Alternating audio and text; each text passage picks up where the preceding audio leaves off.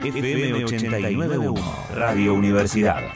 En el paro del 24 de enero, Barreiro de UTA La Matanza para que nos aclare un poco más el panorama de cómo van a funcionar los colectivos, bueno, y el transporte en general en la medida de mañana. ¿Qué tal, Marcelo? Buen día. Luz y Jorge, te saludamos. Hola, ¿qué tal? Buen día para ustedes y toda la audiencia. Bueno, primer paro contra el gobierno de Javier Milei. ¿Cómo se van a manejar con el tema del transporte? Esto, recordemos que arranca al mediodía y en un primer momento se dijo que transporte solamente hasta las 19. ¿Esto es así? Exactamente, va a ser así. Si bien es un paro, pero no es un paro general, vamos a decir, un paro de 24 horas. Generalmente los paros generales arrancan de 0 a 0.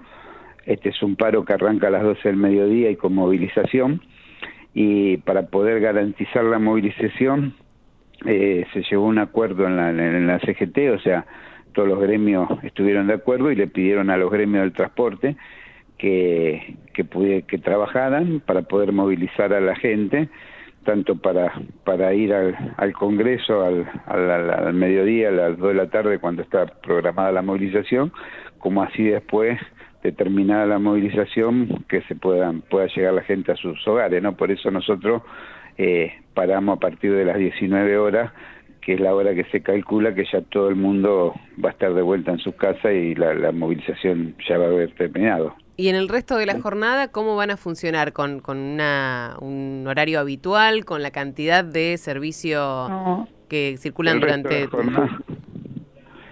El resto de la jornada se circula con servicio habitual, porque inclusive el paro empieza a las 12 horas, entonces muchos compañeros y compañeras hasta las 12 horas van a tener que trabajar, que ahí es donde arranca el paro para el resto de las actividades, y entonces va a ser el servicio normal, y después va a haber servicio normal porque también se calcula que va a haber una columna importante de trabajadores y trabajadoras y de diferentes actividades que se van a movilizar, y va a haber que desconcentrarle, y para eso se va a necesitar que esté el transporte lo más habitual posible para poder desconcentrar a toda esa gente rápidamente, cosa que a las 19 horas el transporte pueda parar también, ¿no? Hasta las 0 horas. Porque también la idea es que de alguna manera ustedes formen parte también de esta medida.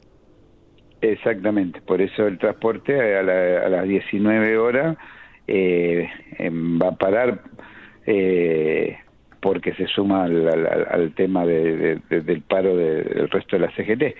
Por supuesto que a veces en el transporte no te da las 19 exactas, habrá coches que pararán, en el caso nuestro que son colectivos, pararán 18:10 y otros pararán 19:30, porque tampoco podemos dejar a los pasajeros en la mitad del recorrido porque se hicieron las 19. Pero esto está bueno que lo aclares, digo, porque quizás el último colectivo pasó 6 y pico de la tarde, y para que ya tengan en cuenta que no va a pasar ninguno antes de las 7. Claro, exactamente, porque generalmente los compañeros van a llegar hasta la cabecera que tengan más próxima, que es donde se termina el recorrido, y ahí sí, ya se volverá la empresa a guardar el colectivo y a terminar la jornada de trabajo, que le cierren la jornada de trabajo hasta esa hora, ¿no?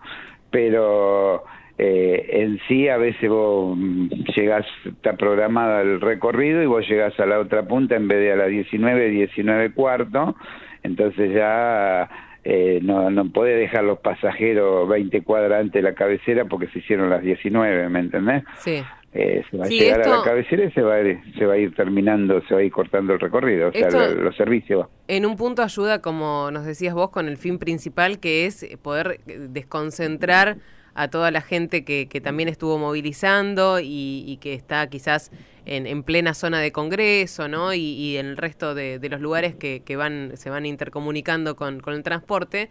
Pero también en algún punto ayuda a aquellos que quizás pensaban parar mañana pero no pueden hacerlo por este tema de que el gobierno dice que va a descontar el día, ¿no? Entonces también la gente necesita ir a trabajar y necesita el transporte. No, pues, más bien, pero siempre, por lo menos en el sector privado, siempre el día de paro se descontó, el día de paro es un día de lucha, o sea, en el sector privado siempre... generalmente se ha descontado el día de paro. Sí, pero acá se está hablando de los trabajadores estatales. En el Estado, claro, por eso, por ahí en el Estado no, ¿me entendés? Pero bueno, el tema es que el paro arranca a las 12 horas y después hay una movilización. Y como te decía yo, como no es un paro general que de 0 a 0, vamos a ponerle, de 0 de un día a 0 del otro día, entonces ¿qué pasa? Al haber una movilización en el medio y encima este gobierno amenazar que en las autopistas, en las entradas a la capital federal y qué sé yo, sí, le van a poner trabas y van a parar a los micros contratados, tanto sea de turismo como escolares, para que no puedan pasar con la gente, porque están buscando los miles de pelo al huevo para que la gente no pueda llegar a la movilización. Entonces se tomó la decisión en CGT, entre todos los gremios, que lo más adecuado es que lleguen por el transporte normal. Y para eso se le pidieron a todos los gremios del transporte que por favor hasta las 19 horas caminen para poder garantizar que la movilización sea lo más importante posible, ¿no? Con respecto a esto y cómo les pega, ¿no? a ustedes, bueno, vos como representante de UTA Matanza, pero me imagino vinculado y en comunicación con la UTA también que lidera Roberto Fernández, digo, ¿cómo se plantean hasta a esta primera medida ante esta situación, ¿no? Ante lo que se necesita a nivel país y cómo afecta al sector lo que está pasando? No, es que en realidad, pues te decía recién, nosotros siempre que hicimos paro, generalmente en el sector privado se descuenta. Entonces, la medida de fuerza, siempre el paro es una de las medidas que uno nunca quiere llegar a tomar, es la última medida en tomar, porque no solo perdemos el día nosotros, perjudicamos a otros trabajadores que también quieren ir a trabajar y pierden el día de trabajo. Lo que pasa es que cuando tenés un gobierno como este, que en menos de 60 días saca una ley ómnibus con 600 y pico artículos, un DNU, perjudicando a los trabajadores, a todos los sectores, al sector de la cultura, bueno, a la mayoría de los farmacéuticos, a la mayoría de los sectores de la población, que en definitiva decían que venían por la casta, pero parece que la casta somos los trabajadores y el pueblo. Es difícil, ¿no?, pensar tan rápidamente en tomar una medida de fuerza, pero no, a veces te acorralan de tal manera que no te queda otra forma de reclamar que no haciendo una medida de fuerza. Esto como cuando acorralás, no sé, a un animal pegándole y en algún momento se va a defender, por más que sea el dueño te va a tirar un tarascón, porque lo que quiere el animal no es morderte, sino defenderte para poder salir. Bueno, acá está pasando exactamente lo mismo. A los trabajadores, al pueblo, a la clase más castigada, los siguen acorralando, le siguen poniendo piedra en el camino, traba, queriéndole sacar derecho, la inflación, si antes no es que veníamos sin inflación, pero si antes ya veníamos diciendo que la inflación era lo que más perjudicaba a los trabajadores, vos imaginate que en menos de un mes la inflación más que se duplicó. Marcelo, entonces, y te dicen ellos mismos que esto va a ser por 3-4 meses, entonces el salario ¿dónde va a llegar? Marcelo, le hago una consulta más de análisis, de percepción que usted pueda llegar a tener con los trabajadores con los que habla. Obviamente que la llegada de Javier Milei al gobierno y de toda su gente estuvo apoyado por un montón de sectores, incluso gente gente de la parte trabajadora, y que ahora está siendo interpelada por ese voto. Bueno, el hecho de que por ahí cansado de una cosa que se buscó un cambio. ¿Te nota eso algo con la gente con la cual pueda llegar a hablar? El hecho de que, bueno, muchos están arrepentidos de lo que pasó y que hayan apoyado al gobierno en el momento de las elecciones. Sí, yo creo que en ese sentido también, o sea, cuando uno pierde una elección o pasa una cosa como esta, que una persona que no viene ni siquiera de la política, claro, en 2 años se transforma en presidente, es porque algo mal se hizo mal, ¿no? Sí. Entonces, sí, yo creo que en eso hay que hacer una autocrítica y ver en qué se está fallando. Pero al margen de eso, yo creo que los trabajadores, como decimos, gente de bajos recursos, la clase media, nos castigó con su voto por ese mismo motivo, porque algo mal vendríamos haciendo. Lo que tampoco pensó esta gente, porque es mentira que Milei dijo todo, claro, lo que iba a hacer. O sea, si bien él dijo que iba a hacer un ajuste, pero decía que todo lo iba a pagar la casta.